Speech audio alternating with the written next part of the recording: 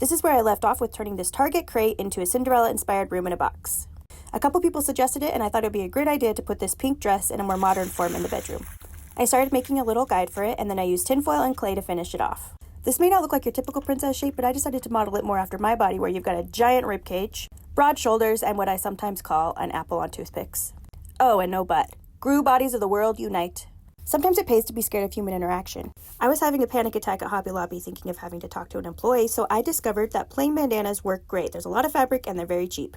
I hate hand sewing, but I decided in this case it might be necessary. This is my first attempt at a bodice, and look at this. I don't even have the string on that needle. I say first attempt because this one turned out horribly.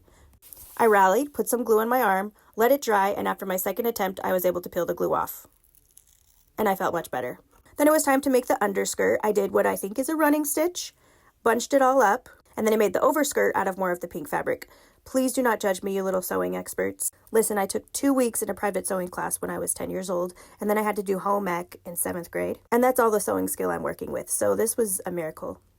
I put a white bow on there and ended up folding it down, and then I still wanted to cover some of my mistakes, so I put a double bow. And then it was time to ruche up this fabric and put more bows on, of course. Then it was time to move on to the base. I have this little lid that I poked a hole into, and my mother-in-law saves me cute little things like these coffee straws that she knows I can use for my miniatures.